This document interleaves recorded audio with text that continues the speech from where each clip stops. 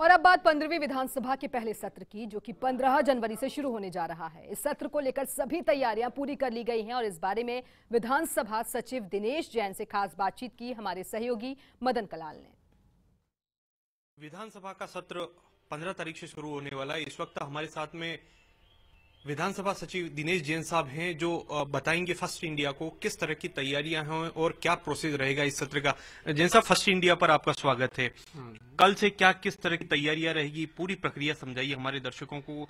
किस तरह से रहेगा सत्र का आगाज, किस तरह से होगा? देखो, हमने विधानसभा सत्र के संबंध में जितनी सामान्य व्यवस्थाएं होनी है, सुरक्षा व्यवस्था होनी है, उनकी सारी व्यवस्थाएं करवा दी है। जो दूसरे डिपार्टमेंट के, मेडिकल डिपार्टमेंट या अन्य जो भी स्टाफ है, उनको सबको बुला लिया गया है। उन्होंने आज और कल में वो सब ज्वाइन कर लेंगे।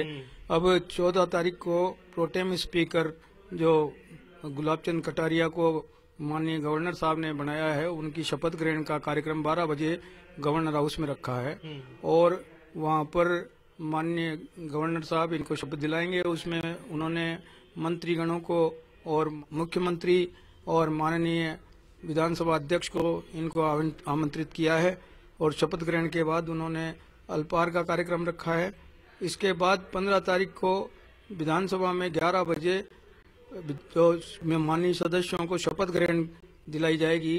शपथ ग्रहण में सबसे पहले तो मंत्रीगणों को, मुख्यमंत्री, फिर उप मुख्यमंत्री, उसके बाद मंत्रीगणों को शपथ दिलाई जाएगी। जैन साहब, कितने दिन का सत्र होगा और 15 तारीख से जो प्रक्रिया शुरू होगी किस तरह से कंटिन्यू करेगी आगे? 15 और 16 तारीख को तो माननीय सदस्यों को शपथ दिलाए जाने का निश्चित किया गया है।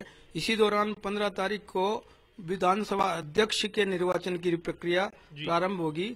जो यदि कोई एक ही माननीय सदस्य का विधानसभा अध्यक्ष का नाम रहता है तो उस स्थिति में 16 तारीख को निर्विरोध निर्वाचन की प्रक्रिया संपन्न हो जाएगी।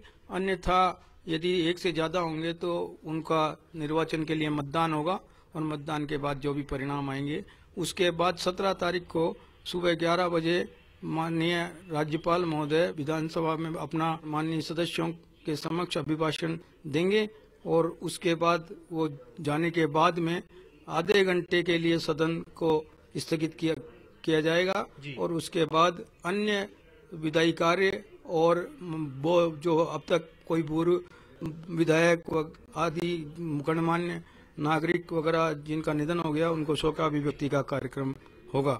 उसके बाद सदन स्थगित हो जाएगा और इसके बाद 18 तारीख को माननीय गवर्नर साहब का जो अभिभाषण है उस पर चर्चा होगी और 19-20 को छुट्टी होगी और 21-22 तारीख को भी वही माननीय गवर्नर साहब के अभिभाषण पर चर्चा होगी और 23 तारीख को चर्चा के साथ उस पर धन्यवाद प्रस्ताव होगा।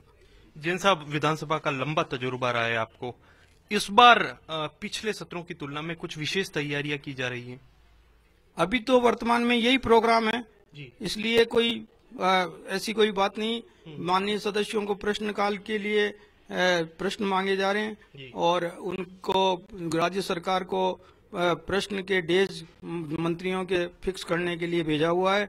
जैसे उनका डेज फिक्सेशन आएगा उसके अनुसार लॉटरी निकालकर प्रश्न आदि की कार्रवाई की जाएगी। बाकी व्यवस्था पूर्ववती है, कोई नई व्यवस्था नहीं है।